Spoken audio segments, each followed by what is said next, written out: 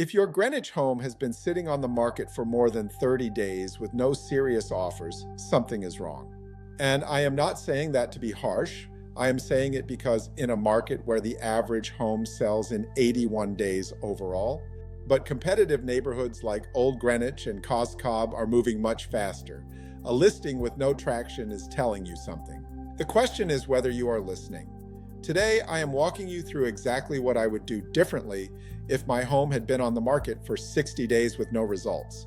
The honest assessment most sellers need but rarely get. I am Charles Nedder, a realtor here in Greenwich, Connecticut. By the end of this video, you will know how to diagnose why your home is not selling, the 3 most common reasons listings stall in this market, and what to do about each one. Let us start with the most likely reason, and the one sellers least want to hear: price. In a market where homes are selling at 103% of asking price on average, a listing that is not generating offers is almost always overpriced. Not by a little, by enough that buyers are scrolling past it entirely. Here is how that happens. When you first listed, your agent may have priced it based on comps from a few months earlier, or based on what you felt the home was worth, or based on what you need to net after the sale. None of those are how buyers price a home. Buyers compare your listing to every other option at your price point, and if the home down the street offers more for the same money, yours gets passed over. Every day it sits, the problem gets worse. Buyers start to wonder what is wrong with it. Other agents start to assume it is overpriced, and the longer it sits, the less leverage you have when an offer finally does come in. Now here is the second thing I would look at: presentation. How does your home show?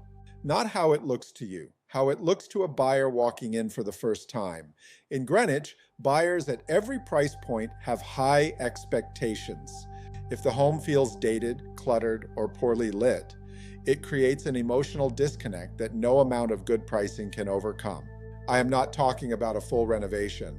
I am talking about the basics: decluttering, deep cleaning, professional staging if the home is vacant, and making sure the photography and video in the listing are best in class. In 2026, the first showing happens online. If your listing photos do not stop a buyer mid-scroll, they are never booking a tour. And this is the third factor most sellers overlook: marketing and exposure. Where is your listing being seen? Is it on the MLS and nothing else? Are there professional photos, video walkthroughs, targeted digital campaigns? Is your agent actively marketing the property to the buyer pool most likely to purchase it? Or is the listing just sitting there waiting for someone to find it? In Greenwich, the buyer pool is specific. It is New York City relocators, Westchester move-ups, local move-up buyers, and downsizers. Each of those groups searches differently, responds to different messaging, and needs to be reached through different channels. A listing that is not being actively marketed to those audiences is a listing that is relying on luck. Quick question for you: how do you know which one is the problem? Here is a simple diagnostic. If you are getting showings but no offers, the issue is likely price or condition. Buyers are interested enough to walk through the door, but something they see, or the number they see on the listing, is stopping them from making a move. If you are not getting showings at all, the issue is either price, marketing, or both.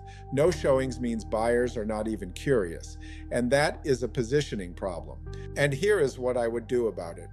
If the diagnosis is price, adjust it, not by 1%, by enough that your home re-enters the conversation at a price point where it competes.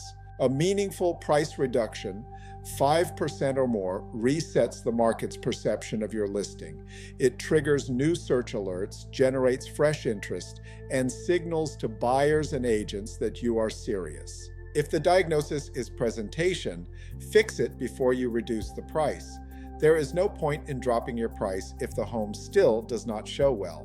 Invest in staging, update the photography, and make sure every room looks its best. If the diagnosis is marketing, have an honest conversation with your agent about what they are doing to get your home in front of the right buyers. And if the answer is not specific, that tells you something too. So to bring it all together, a home sitting for 60 days in Greenwich's current market is not a market problem. It is a listing problem. And it almost always comes down to one of 3 things: price, presentation, or marketing.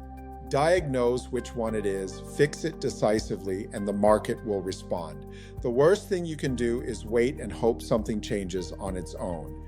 If your listing is not getting the attention it deserves, give me a call at 203-524-4303. Let us have an honest conversation about why and what to do next. I am Charles Nedder from Greenwich, Connecticut. I will see you in the next one.